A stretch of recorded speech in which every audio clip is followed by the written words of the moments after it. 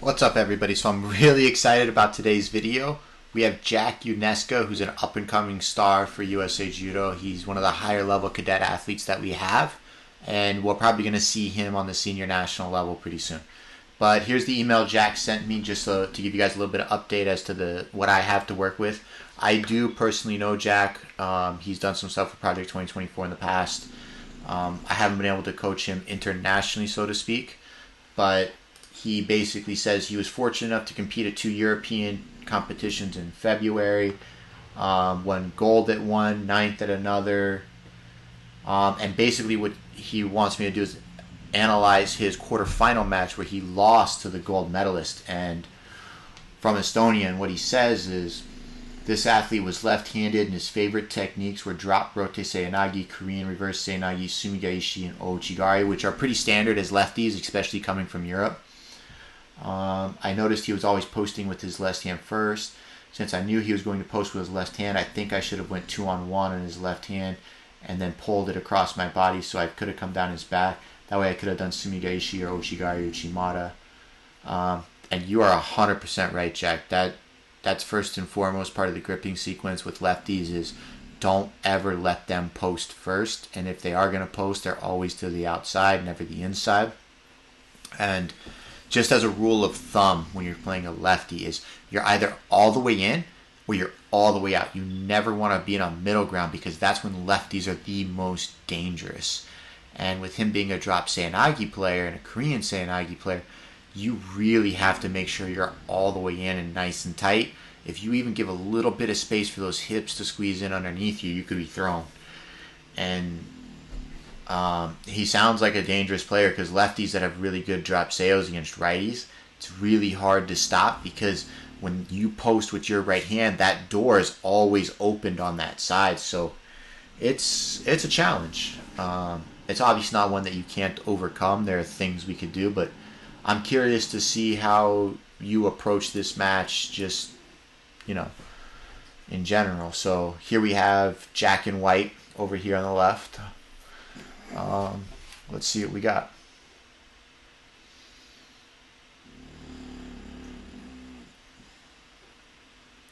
Okay, pause right here. First and foremost, okay, you're fighting a lefty. Okay, the direction you want to move when you're fighting a lefty, specifically in international play, is to your right as a righty. You circle that direction so that you can pummel that shoulder so that when he reaches, your shoulder and hand plays a natural defense so that they can't get that post. When you're circling the other way, it's actually going into their throws so that when they pull your hand by, it actually pulls you more off balance and it makes you stumble. All their foot sweeps are in that direction. Their uchimatas are in that direction. Their osotos are in that direction. So again, always move to your right so that you can kill that front sleeve. And then when he pulls it back, his shoulder will be back, and it'll open it up for the post. And see, you're shuffling to your left here. You got to start moving the other direction. It'll just increase your throws. Oh, why would you look at the ref, Jack? Come on. You guys, fight the fight. Fight the player. Don't ever look to a referee to help. Okay, it just shows you're not really in it. And you can see him right here. He kind of popped up. And instead of just slamming his knee into that guy's chest to knock the wind out of him and then trying to cover up the top half, like, you want to beat that guy on bottom. Like, not even beat him in the match, but just physically start roughing him up and start causing him to fight and second guess, whether he should be doing another sumi at all. Right? Like, if this was me, I'd be jumping on him whether I got it or not, just because you want to put that doubt in their head where it's like, hey, if you do another sumi, like, I'm going to punish you for it. And I feel like you missed that opportunity here. And you really want to set that tone early. It's not even about winning on the ground, like I said before. It's just about physicality. Like, punishing them for this.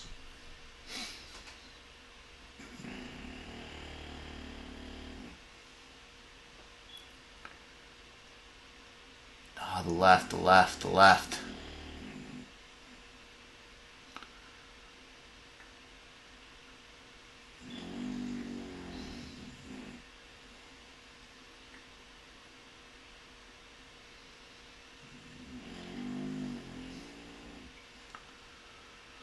I can see that. That's okay.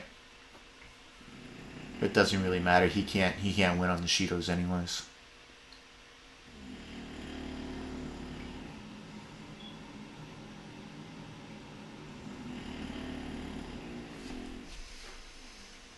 Back this up here.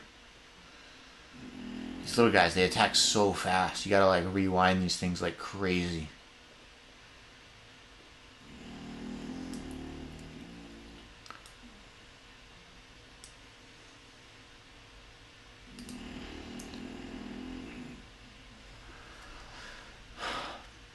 Jack, you can't be afraid to be physical with your opponent. It's not.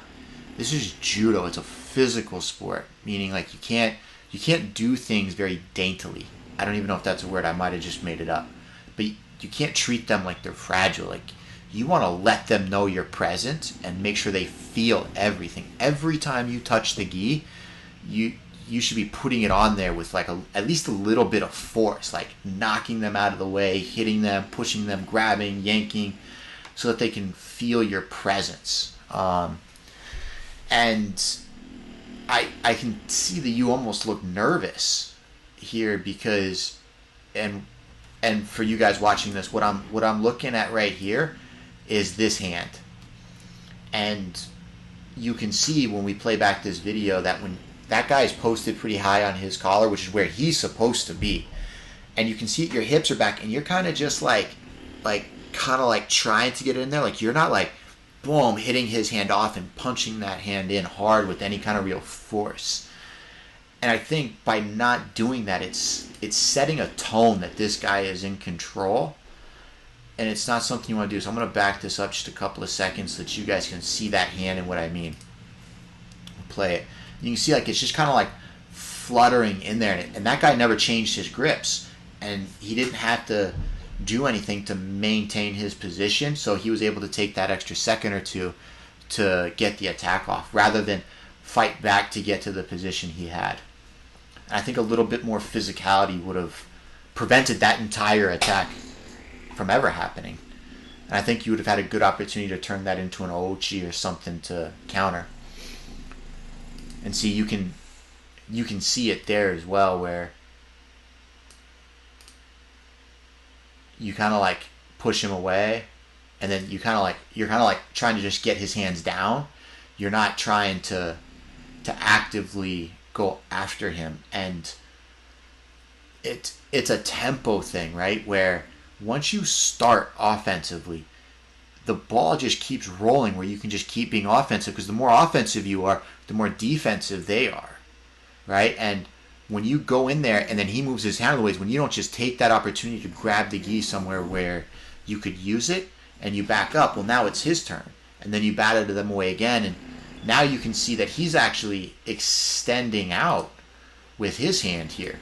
Because now, when you stepped up to be offensive, you batted him away, and then now he's just, I'm just going to be offensive. And it just changes the dynamic. And this hand is just, again, hands, when you're a gripper and you need to maintain good grips, hands always above the chest. Even if your partner drops his hands below his chest, don't go down there and get it, because if he moves it out of the way, it comes up and comes right down your neck. And so, hands up, defense, protect your collars, protect your sleeves, hands up, protect your neck at all times.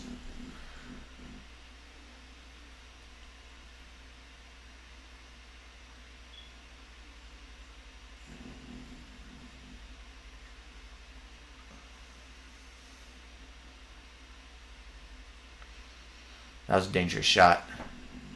You did a good job not getting thrown there, because he had your triceps. That looked like it was easy to turn.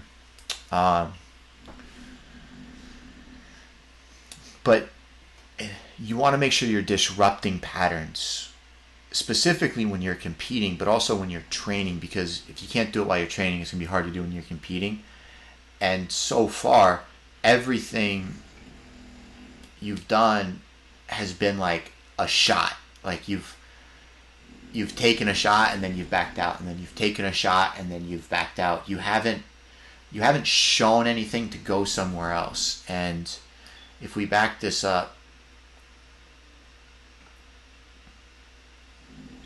and we just watch this exchange again, right? Oh, Chigari, right off the grip. I like it. But you probably should have just grabbed that gi off the Ochi and then hit your drop Seo right when he came back, because he moved right into it, right? Like it was there. Right there, you could have grabbed it. Oh, what did I do? Let's back it up again. Sorry, this thing's really touchy. I'm still trying to figure it out. But right there, you could have grabbed that collar, right? You could have held his leg up into the air until you had that collar. Now you have inside control and the sleeve, right? So that when you drop that leg and now move right there, boom, you could have dropped underneath them. Taio, great. But see, everything went forward. Taio, like that was a weird Uchimata. Everything kind of went forward. You never like faked forward to go back to then hit him forward again. And you really want to create that sway, especially against opposite sided players, because that's what's going to sell it. It's like a stick. Like the more it wobbles, the farther it goes and the more power you're going to get. It's just like a whip. Good defense.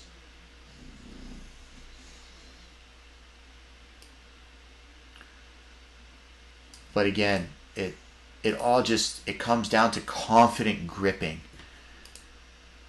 2-on-1. And I know you had said it in your thing, but man, right there, it's right in front of you. Boom. 2-on-1. Steal it. Yeah. I'm not sure what you're doing there, but even here, like, you see how he's got that strong post right here, and you're trying to like get it inside? Like, you need to physically like hit that off and then make that post. Like, I feel like he's able to just put his hands on you without any repercussions as far as like hitting it off your chest to post to get inside, because as long as he can maintain that distance, he'll feel pretty comfortable. Even if you get that right hand inside, me being a righty, if I can let a lefty post after I've established my right hand, I'm still feeling pretty comfortable, because I'll feel like I could break it down and come down your back when I want to. And you can see by not hitting it, right? By not hitting it and disrupting that grip, he was able to just say, well, you're taking so long to get to yours. I'm just going to do my one-handed throw, right? And you want to make sure you're keeping your opponent honest by having those disruptions in there.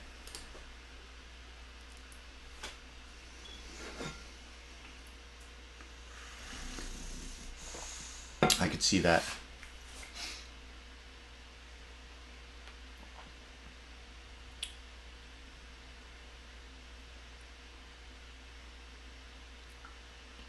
That was an okay attack, though. At least you went, like, you kind of faked forward to go backwards.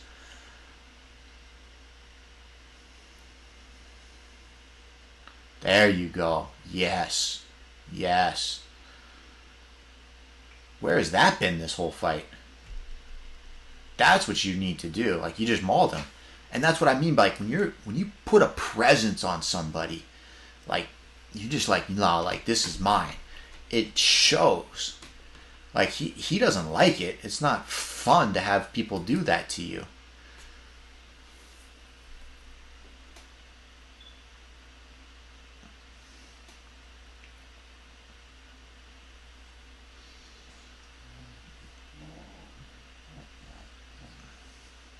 There you go. That's a good shot. Whoop. Oh, they can't score that. You were on his chest. But that's okay. We're getting deeper into this match, right? Where you're able to climb. You're starting, like, your confidence is starting to show here. So we're getting better.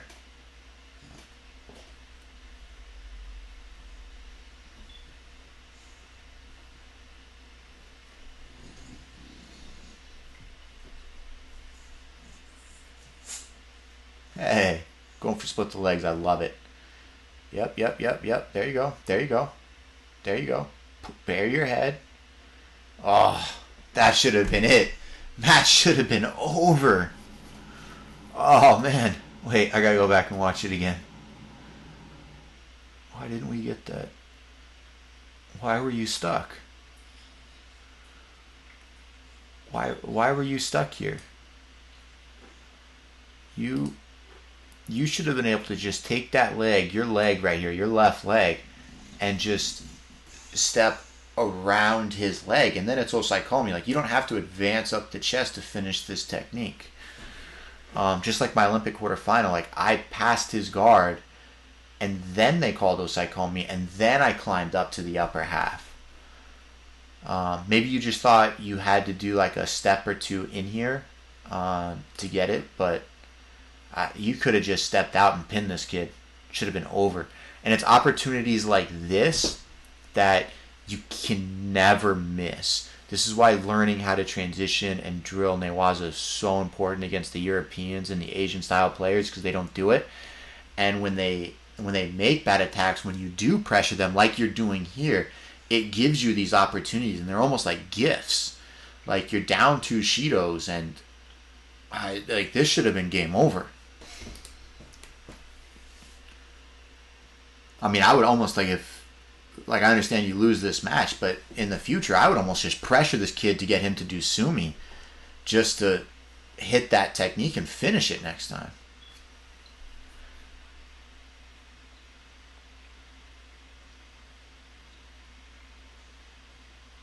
There you go. There you go. There you go. There you go. Go again. Yeah. Oh, missed the butterfly hook. That's okay. Those are all good shots. But I think just so far, and I think you said it in the email, was you can't let that post happen. And I think, going back to what I said at the very beginning, like circling to your right and making sure that you're, instead of posting first, because you know how aggressive he is, to just push it down, place your left hand on, and then look for a double collar, drop seyo, look for your ochi off the grip, throw your hand down the back, pull him in and do your own sumi. All those things where you can create this pressure on him, I think will be a game changer.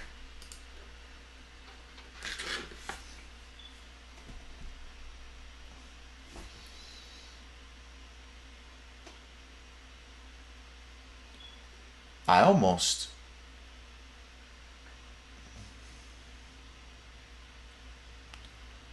Way to stay in bounds. Way to be aware of that.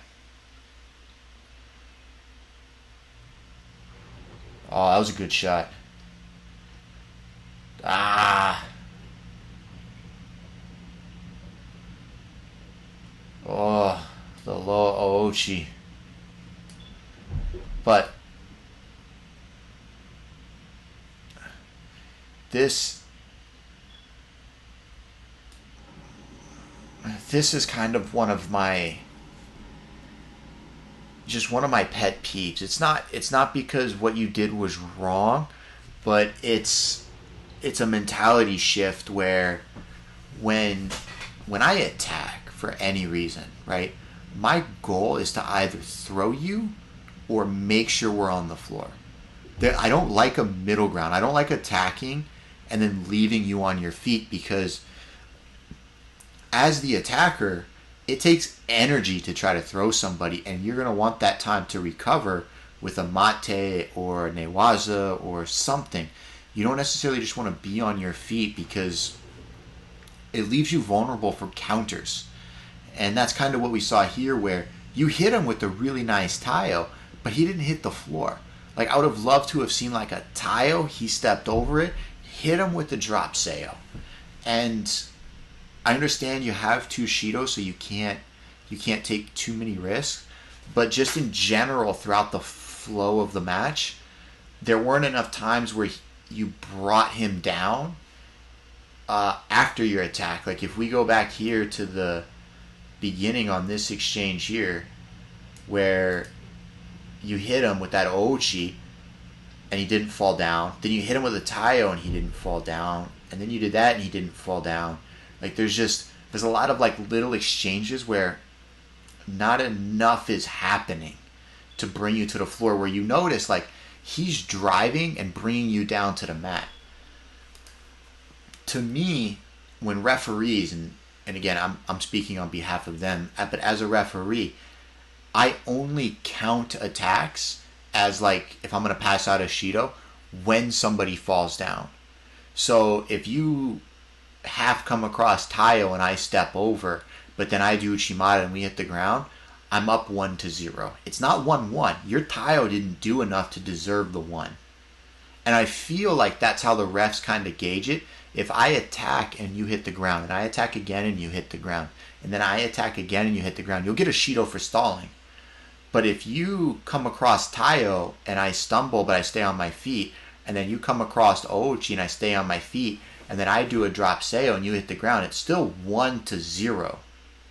That's kind of how I interpret the referees using their discretion, because for me it's very hard to throw an attack in there that is good enough for them to go, yeah, you get a Shido.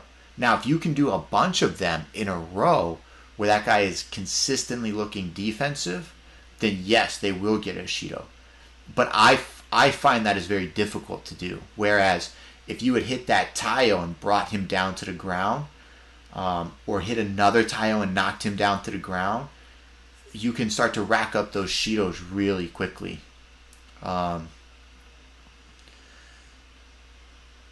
yeah, I think when you're doing your Tayo, and I'm not a Tayo expert, but when I fight guys that do Tayo very well, one of the things they do a lot of is they take their lead leg and they play with my front foot. So what that means is your leg here, your lead leg, that right leg, would have to disrupt their left leg. Okay? And basically what that means is you would pump forward and step behind their foot so that when they step back, you can use that momentum. And that's what I meant by that forward, backward, forward motion, where you can open up what seems to be a slightly more physical player or stronger player.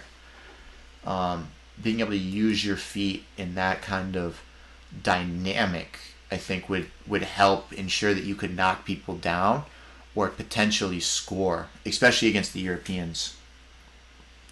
I know for me, I struggled to throw Europeans when I hadn't attempted to throw them a few times in some other fashion. So if I wanted to throw a European forward, I would have to do like an Ippon Kouchi backwards. I would have to do a snap to Ouchi backwards, a pull by to Ouchi, and then when they're playing defenses, those backwards throw, then my drop Seiya would open up to the front. But I'd have to make sure that those backwards attacks were strong enough to knock them down to justify the over response forward, rather than just trying to throw them forward all the time. But yeah, I think if you fight this kid again, I think you win no problem. I mean, the only reason why I think this worked is just because there was 27 seconds left on the clock. You were down by 2 Shidos, and you were probably doing a little bit more than you really had to because you didn't want the 3rd Shido. And sometimes that can change how an athlete, fights a match, so to speak. But Jack, this was a real pleasure to watch, and I hope that you were able to kind of take something back that you could work on. Just to kind of give you a quick recap, as a righty fighting a lefty, always to your right so that you can shoulder shift and then kill that lead post, and then you can control that hand. It also helps with the pull buys, and then making sure that when you are able to put your 2 hands with that right hand underneath to be able to hit your Tayos and your other throws, try to set it up by pumping your hands and flinching and getting some power developed in your hands where you can flinch and move the gi jacket to get a base reaction from your partners. That way you can see how they react, and then instead of trying to attack where they're standing now, try to build that database of, well, where is he going to be when he feels this coming, because that's where the defense is actually at. And then you can start attacking to those positions. And I think you'll see your attacks and your scoring ability kind of start to raise, especially the percentage levels. And you can also start to work on playing with that front leg against opposite-sided people. And every time they go to move it, hit your back step, come across. Touch it, kick it, move it, create some motion, and then look to score. But that's pretty much it. I hope everybody learned something. It's a little bit longer of a breakdown. It's a higher level match, so there's more details that we can pay attention to and talk about. And it was a real pleasure. Thank you, Jack, for submitting this video. And I'm excited to kind of watch you and your brother kind of grow up and become seniors and hit the IJF circuit and hopefully do some damage at the junior level at Junior Worlds coming forward. And remember, if you guys haven't subscribed yet, make sure you guys do that in the channel below. It really helps us out. And if you have any comments, good, bad, or indifferent, let me know in the comments below. I read them all and I try to respond to everybody. And your guys' comments and feedback really kind of drives what this channel is about. My passion is just really being able to, provide my knowledge to the people that want it. And I want to be able to give the YouTube community here what they're looking for to better themselves as judokas and as BJJ players. So thank you guys for submitting your videos, and thanks again, Jack, for submitting yours. Until next time.